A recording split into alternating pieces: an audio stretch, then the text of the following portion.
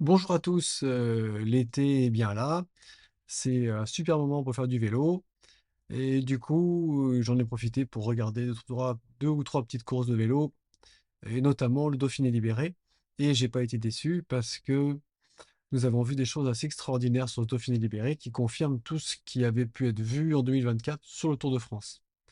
Rappelez-vous qu'en 2024, on a vu sur le Tour de France Tadej Pogačar et Jonas Vingegaard dominer littéralement la concurrence et notamment sur la montée du plateau de Bay où ils ont pulvérisé les précédents records détenus par Marco Pantani, Lance Armstrong, Michael Rasmussen, Alberto Contador, que des coureurs qui avaient recours à un dopage massif et le record a été pulvérisé. C'est-à-dire qu'on est passé de 43 minutes en gros à moins de 40 minutes, c'est-à-dire 3 à 5 minutes d'avance sur ces coureurs-là.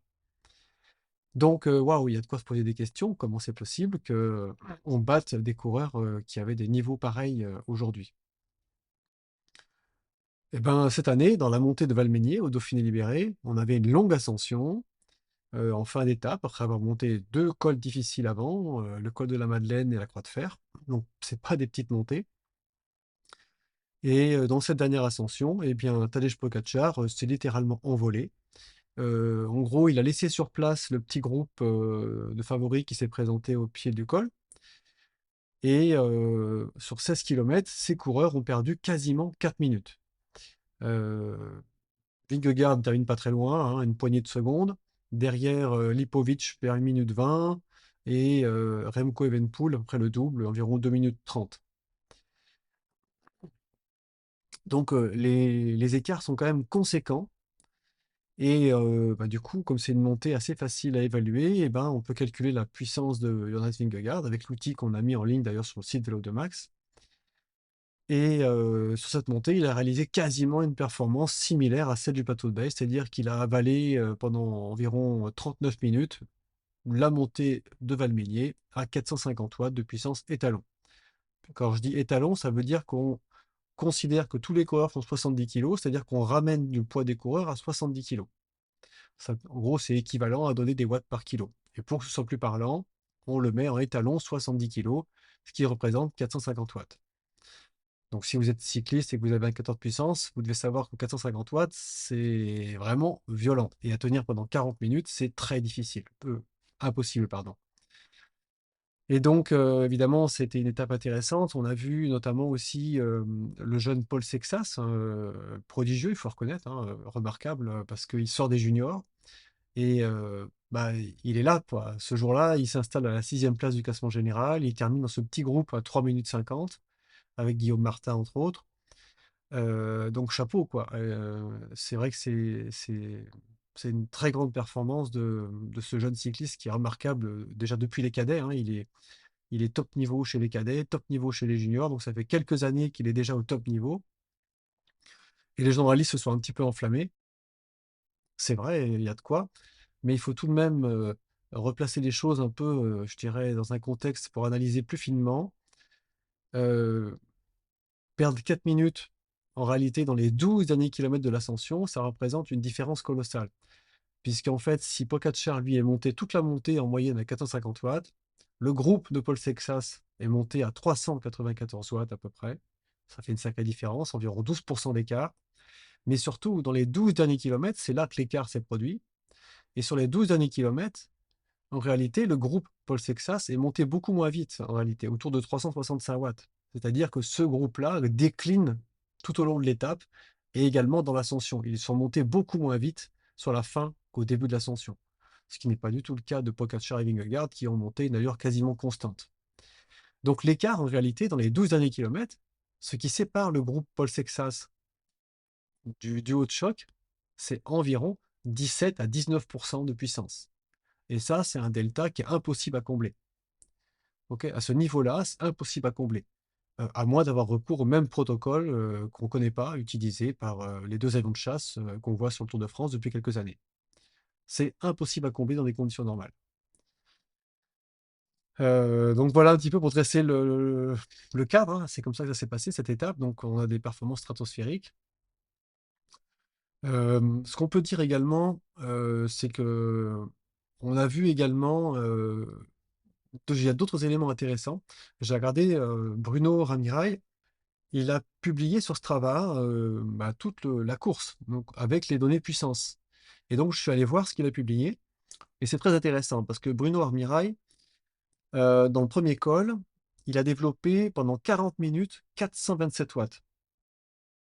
Et il fait à peu près 70 kilos. Ça veut dire qu'en puissance étalon, il a été capable de mettre 427 watts pendant 40 minutes. Et là, du coup, on peut se dire, ouais, vous voyez, c'est possible, du coup, de faire 450 pour un mec plus fort. Sauf qu'il y a une nuance importante, c'est que Bruno Armirail, il fait ça dans le début de l'étape. Dans le premier col, ça part à bloc, la course est partie à bloc dès le début. Et effectivement, quand on est frais, on est capable de produire des efforts plus intenses. Et dans le col suivant, il est monté un peu moins vite. Et dans le troisième col, encore moins vite. Ce qui n'est pas du tout le cas de Tadej Pogačar, qui lui ne semble ne pas sentir du tout la fatigue. Alors pourquoi est-ce qu'on n'est pas capable en fait de reproduire 3 fois le même effort comme ça maximal? C'est assez simple, hein. Dès qu'on est sur des intensités très élevées, musculairement, on utilise un carburant principal qui est le glycogène, en gros c'est du glucose, qui est stocké dans les muscles et dans le foie, et c'est ce carburant-là qui vient fournir l'essentiel de l'énergie, dès qu'on est à des hautes intensités comme ça. Et le problème, c'est que ce carburant, il est stocké, c'est limité. Les réserves sont limitées. Elles ne permettent pas de faire toute l'étape en tapant dans ces réserves-là. Et même en consommant des glucides toute la journée, ça ne suffit pas, parce que l'organisme n'est pas capable de métaboliser tous les glucides qu'on lui donne pour les mettre à disposition à des fins énergétiques. Et c'est pour ça qu'en fin d'étape, entre autres, c'est un des critères clés, eh ben, on n'est plus capable de produire les puissances qu'on avait en début d'étape. Mais pour Pogacar, c'est pas un problème. Lui, toujours pareil, ça bouge pas. Et comment c'est possible que ça bouge pas? C'est absolument mystérieux.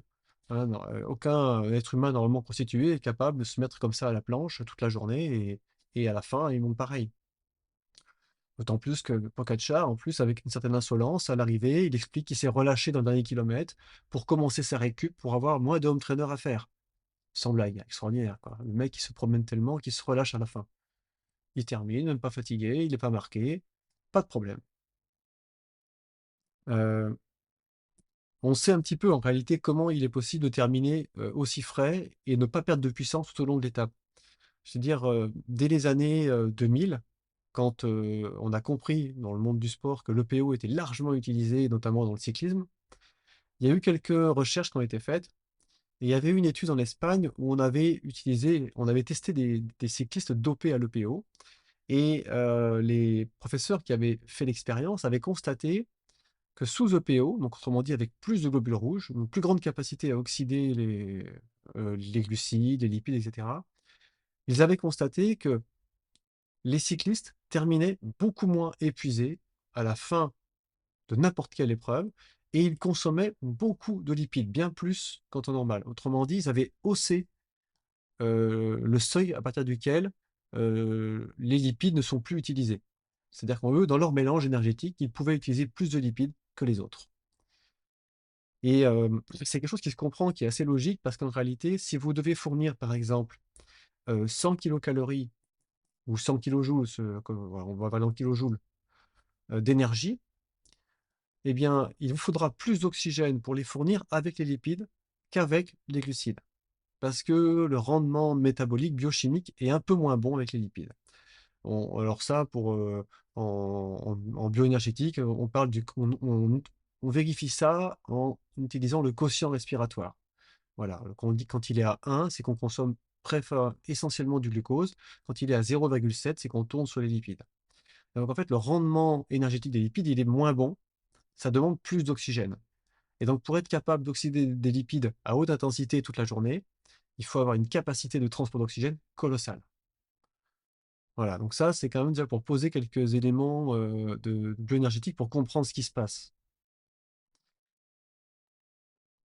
Euh, la veille, dans la côte de Domancy, Pogacar nous a fait également un exploit puisque, pareil, en restant assis, il a distancé tout le monde, les doigts dans le nez, parce qu'il était pressé de finir l'étape parce que sa chérie était sur le Tour de Suisse, donc il voulait voir la fin de l'étape. Donc du coup, il a accéléré pour arriver plus vite à l'arrivée, quoi, histoire de ne pas rater la fin du Tour de Suisse, évidemment. Ceci explique cela. Donc du coup, il a monté 2 km 560 pendant 6 minutes 14, pulvérisant le record détenu par Sepp Kuss, qui était fait en 2020, qu'il a repoussé de 25 secondes. Et il a développé, Pogačar, 522 watts étalon pendant 6 minutes 15. Voilà, tranquille. Et ça, c'est pas sa PMA parce qu'en réalité, quand il fait cet effort-là, la côte a déjà pardon, c'est en fin de course. Et en plus de ça, derrière, il faut enchaîner la côte de Combloux. Donc autrement dit, cet effort de 522 watts qu'il a fait pendant 6 minutes, c'est un effort poussé, il s'est mis un peu dans le dur. Il restait encore des bornes à faire derrière, il fallait qu'il finisse sa montée. Donc ça veut dire qu'il a de la marge, ça veut dire qu'il peut monter plus vite en réalité s'il doit faire que ça à fond. Donc c'est vous dire un peu la marge qu'il a, quoi. Et il a rattrapé un coureur français d'ailleurs, dans cette montée, qui a pris la roue et qui a témoigné. Il a dit: «Ouais, j'ai voulu prendre la roue pour voir, à combien il montait» et il a dit: «Bah, ouais, ça m'a tué, quoi». Voilà. Bon, il a pas dit à combien il montait, c'est dommage, on aurait bien aimé savoir. On sent qu'il y a une sorte de tabou, hein. Personne n'ose dire, les watts, développés. Il y a plein de coureurs qui osent pas parler des watts, des fois de se faire taper dessus. Honnêtement, la plupart des cyclistes ont de la marge, hein. Il y a que quelques extraterrestres, à mon sens, qui font des performances stratosphériques. La plupart des autres peuvent parler librement parce que ce qu'ils réalisent est tout à fait raisonnable. C'est du haut niveau, hein, bien sûr. On n'est pas capable de le faire, mais c'est raisonnable.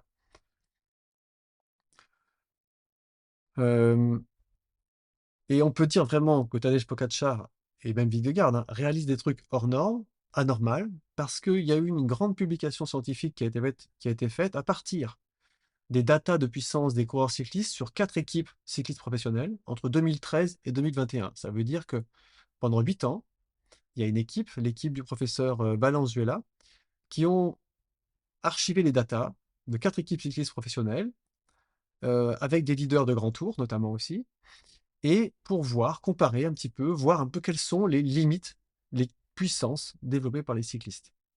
Et donc, de 2013 à 2021, globalement, c'est l'ère qui précède Pogačar. Pogačar arrive en 2021 au top niveau. Et donc, on ne connaît pas ces équipes cyclistes, on ne sait pas lesquelles c'est, mais on sait qu'il y en a qui étaient sur les grands tours, il y avait des équipes Pro Tour.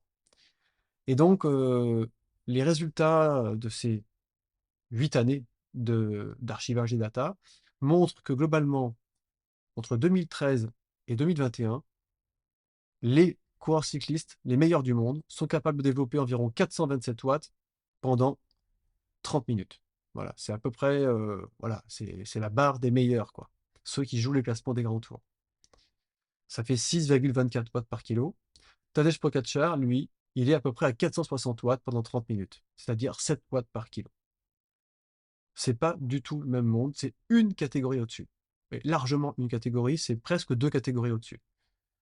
Donc, on ne peut pas dire aujourd'hui ils font des performances extraordinaires parce qu'il y a les progrès de la technologie par rapport aux années 90. Ça, c'est de l'enfumage.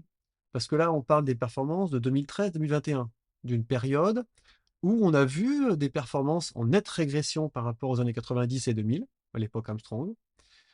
Donc, en gros, entre 2010-2020, les performances ont très nettement diminué. Et c'était net. Et on a vu des cyclistes de tout pays réaliser des podiums sur les grands tours et qui aujourd'hui sont littéralement dépassés. Et ils le disent, hein, on peut prendre l'exemple de Romain Bardet qui dit clairement qu'à partir de 2021, son niveau, il était plus compétitif pour jouer les classements des grands tours. Il ne sait pas pourquoi, enfin, j'imagine qu'il doit se poser des questions, mais c'est absolument pas normal. Il y a des cyclistes qui ont totalement disparu je dirais, des podiums subitement. Donc, qu'est-ce qui s'est passé? Il s'est passé quelque chose, c'est certain. Hem, pour, vous donner un autre élément de comparaison, pour vous montrer à quel point Pogačar, il se promène, il fume la pipe.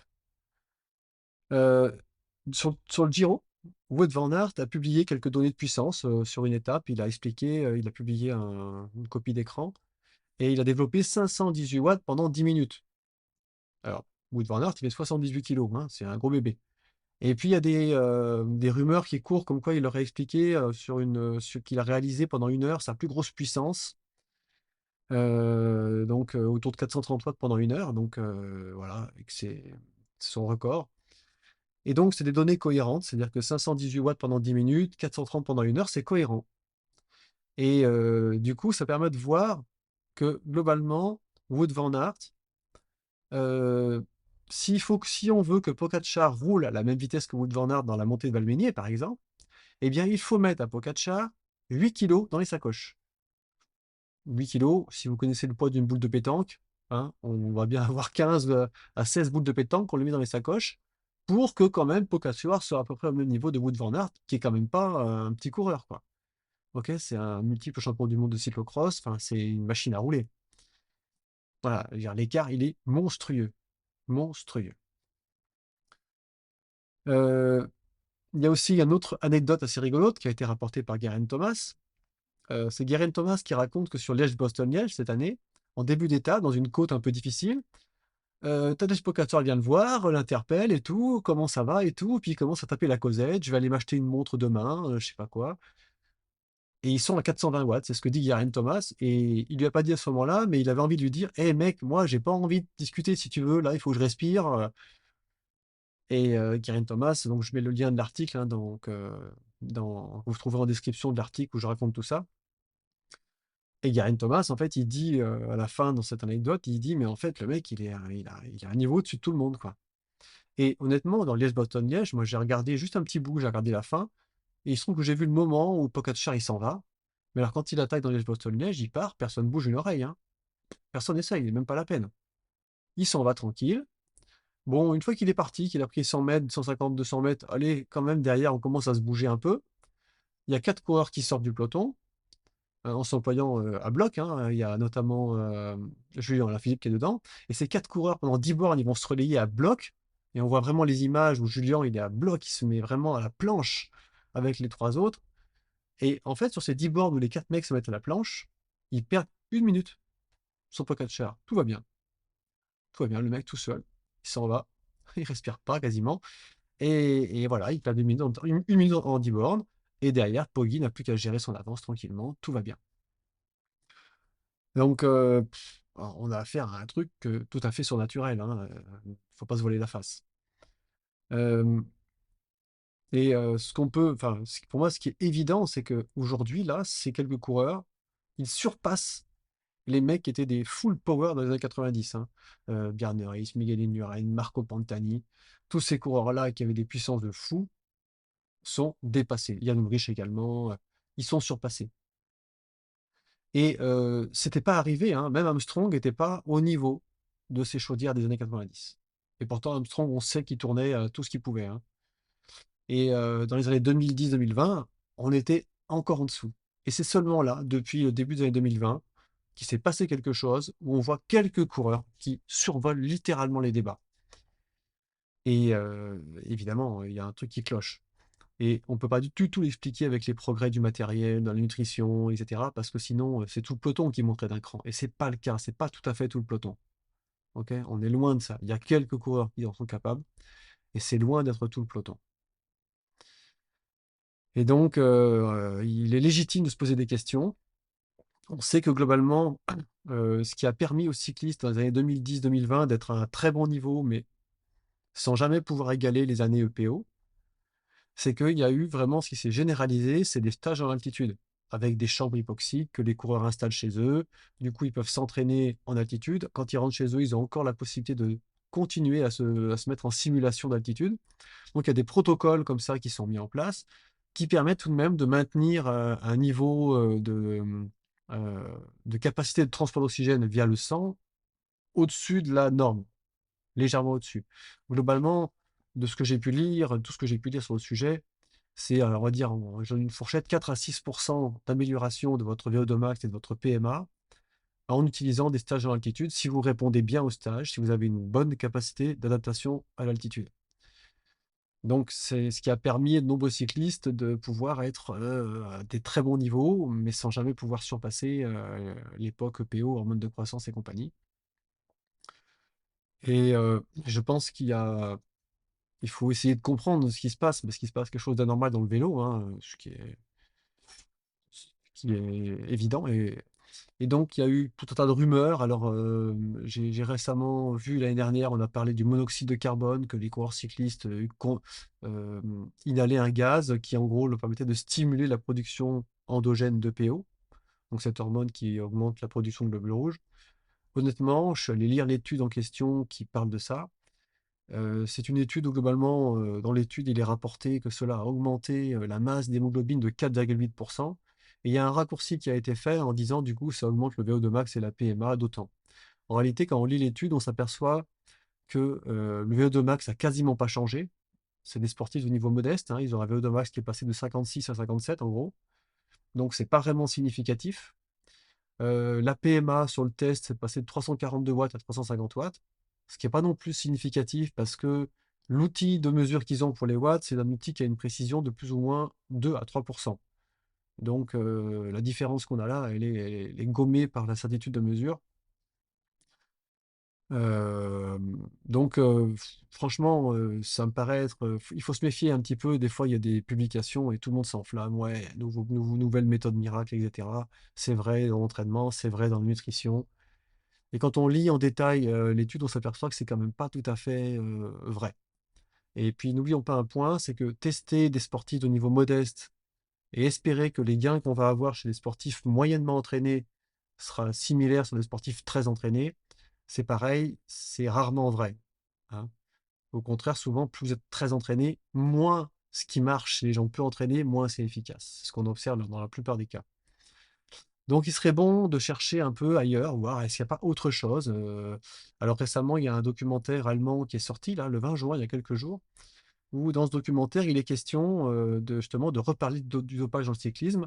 Et il est évoqué il est évoqué que le dopage est toujours bien présent dans le cyclisme et qu'il y a une vraie omerta. Et que si on prend plus personne au contrôle depuis quelques années, c'est pas parce qu'il n'y a plus personne, c'est juste qu'il y a quelque chose qui se passe d'anormal. Et notamment, il est évoqué l'idée de l'usage de l'EPO à petite dose, à microdose, pour que ça passe inaperçu.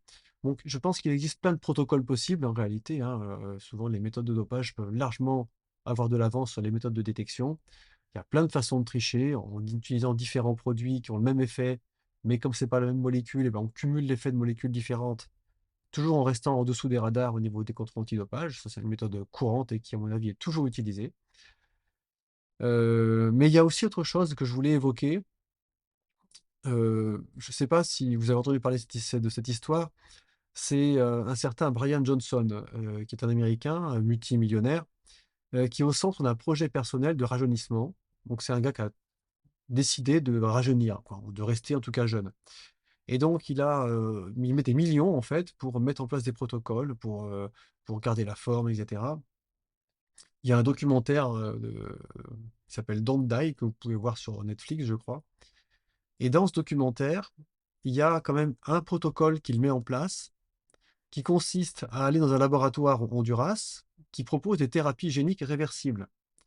Et ces thérapies géniques réversibles, alors déjà, ça veut dire qu'en théorie, hein, ils font, ils vont introduire quelque chose qui va induire une réponse. Éventuellement, si ça se passe mal, on peut rendre réversible la thérapie génique, c'est-à-dire on peut arrêter le processus. C'est ça que ça veut dire en théorie. Et là, lui, il y va notamment pour une application sportive, c'est-à-dire qu'il y va dans le but d'avoir une thérapie génique qui va lui permettre d'augmenter sa masse musculaire, de faire fondre sa masse grasse, notamment. Il y va pour ça. Et donc, il fait ça, et on le voit aller dans ce laboratoire privé, ça coûte 25 000 dollars la dose. Et il faut savoir qu'il y a un deuxième laboratoire privé dans le monde qui fait ça, et il est à Dubaï, au hasard, hein. Donc là, on voit bien que ça existe en réalité, cette méthode. La thérapie génique qui coûte une fortune, elle existe. Elle passera forcément totalement à travers les radars des contrôles antidopage, c'est évident. Et des projets visant à créer une thérapie génique qui booste notamment la production de PO, ça existe depuis les années 2000. On sait que depuis les années 2000, il y a des projets comme ça. Aujourd'hui, je ne sais pas où ça en est, mais à mon avis, ça serait une erreur importante que de négliger le fait qu'il y a des tentatives d'utiliser de la thérapie génique. Vous pensez bien que s'il y a 2 laboratoires privés dans le monde qui existent à 25 000 dollars la dose, si ces laboratoires existent, c'est qu'ils ont des clients. Et leur thérapie, essentiellement, vise justement à rajeunir. Et rajeunir, c'est quelque chose qui forcément va impliquer des paramètres liés à la pratique sportive.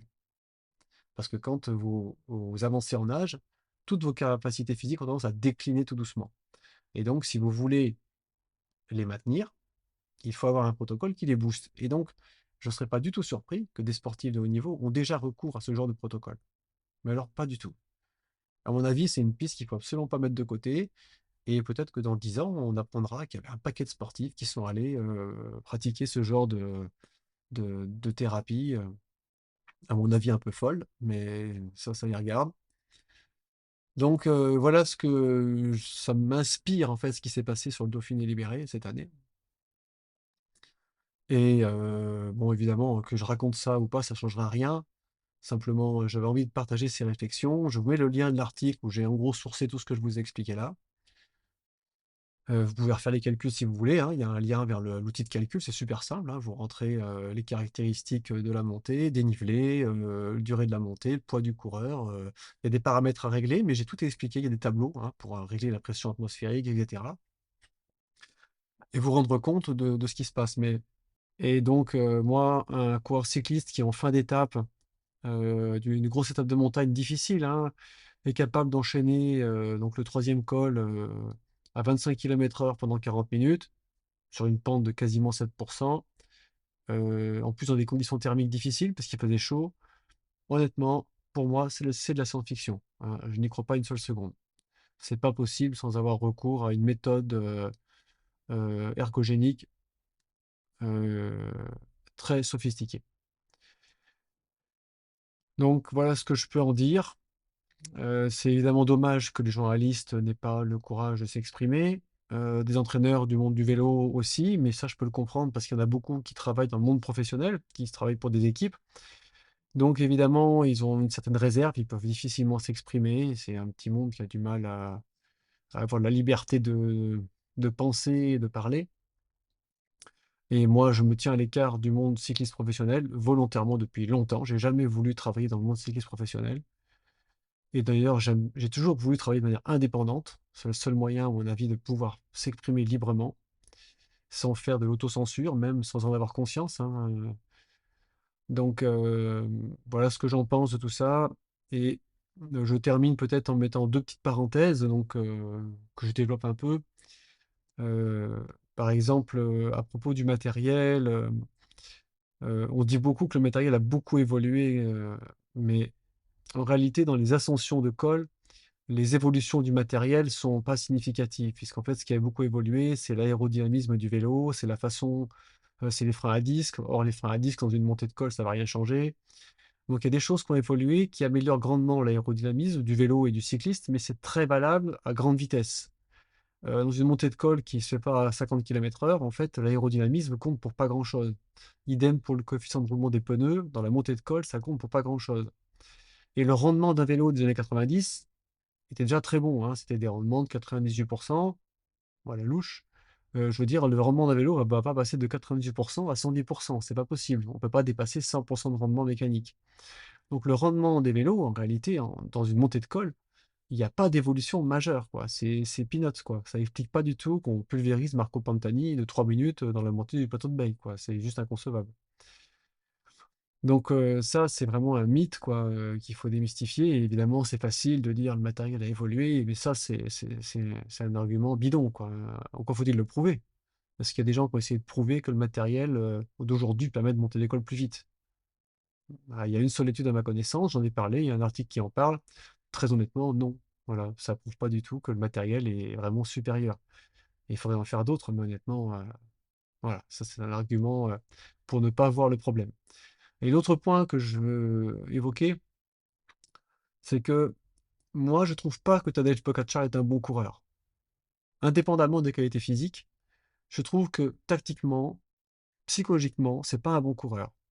En réalité, si on regarde bien, en fait, sa méthode, elle est simple. Il est tellement plus fort que c'est un bourrin. Voilà, il fait rouler ses équipiers, puis il passe devant, il roule à bloc, il demande pas de relais à personne, et il fait tout péter. Ça, c'est les méthodes de bourrin. On voit ça dans les courses cadets quand il y en a un qui domine littéralement les autres. Il n'a pas de tactique, il passe devant, il atomise tout le monde, c'est le rouleau compresseur, zéro tactique. Mais le jour où ce genre de coureur se retrouve face à deux ou trois coureurs du même niveau que lui, généralement, il est décontenancé et il se plante. Or, un bon coureur, justement, est capable de gérer ces situations-là. Et on a des tas d'exemples comme ça à propos de Pogacar. Il y a deux exemples majeurs. Le premier, c'est quand en 2023, il se fait battre dans le contre-la-montre par Vingegaard. qui le repousse assez loin. Pogačar a pas vraiment fait une contre-performance, hein, ce jour-là. Il a fait une erreur stratégique, il a voulu changer de vélo, ça servait à rien évidemment. Et puis il était un peu moins bon ce jour-là que Jonas Vingegaard. Mais le lendemain, sur l'étape de lendemain, en fait, il a complètement craqué psychologiquement. Et ça, pour moi, cette défaillance, c'est quelque part une stratégie peut-être inconsciente de sa part, de je dirais, de justifier sa défaillance de la veille. Dire en fait, ouais, je termine le tour fatigué, j'étais malade, mauvaise passe, je sais pas ce qui s'est passé. Du coup, c'est pas vraiment de ma faute, c'est juste que j'ai eu un petit contretemps qui m'a empêché de performer. Et il y a beaucoup de sportifs qui en fait mettent en place, sans en avoir conscience, des stratégies comme ça. On a un autre exemple avec Pogacar, notamment dans Paris-Roubaix cette année. Pogacar attaque Mathieu Van Der Poel avant un virage. Alors évidemment, il l'attaque avant, il arrive plein coup dans le virage, il rate le virage, et voilà, et il est obligé de mettre pied à terre, il manque de tomber. Mathieu Van Der Poel, qui est un peu plus adroit, ben lui, il passe. Et en fait, ce qu'il a fait Pogacar ce jour-là, déjà, c'est une erreur de cadet. Je veux dire, attaquer comme un bourrin et rentrer dans le virage à bloc, comme ça, c'est une erreur de cadet. Un professionnel de ce niveau-là, normalement, ne fait pas d'erreur pareille. Mais c'est la suite qui est intéressante. La suite est intéressante parce que Pogacar n'arrive pas à revenir sur Mathieu Van Der Poel. Il reste, il plafonne à 20 secondes, il plafonne, il plafonne, il plafonne, il n'arrive pas à rentrer. Et au bout d'un moment, il craque. L'écart commence à augmenter. Mathieu Van Der Poel gagne le bras de fer. Et à ce moment-là, qu'est-ce qu'il fait Pogacar? Il s'arrête, il change de vélo. Incident mécanique, soi-disant. En réalité, pour moi, il a simulé un incident mécanique parce qu'il avait compris qu'il n'allait pas rentrer. Et du coup, il a eu un prétexte tout trouvé pour dire j'ai pas pu revenir parce que j'ai eu un problème mécanique, etc. Voyez-vous? Moi, je pense que Tadej Pogacar, c'est un garçon qui a beaucoup d'orgueil, beaucoup d'ego. Et tactiquement, pour moi, c'est pas un bon cycliste. Pas du tout. C'est un vrai bourrin qui bourrine juste parce qu'il est plus fort que les autres. Mais le jour où il va se retrouver avec deux, trois mecs de son niveau, il va être complètement paumé. Et psychologiquement, il perdra pied. Allez, Gère, on l'a vu déjà, hein, quand Vingegaard lui a mis la fessée dans le contre-la-montre, le lendemain, il a totalement perdu pied. Voilà, donc pour moi, c'est juste un coureur survitaminé. On ne sait pas trop comment encore aujourd'hui, mais ça, j'en suis convaincu et on finira par le savoir un jour. Du coup, moi, j'accorde pas de crédit à Tadej Pogacar, hein, mais niet, quoi, pas de crédit du tout. Voilà, j'en ai terminé et puis je vous donne rendez-vous pour le Tour de France.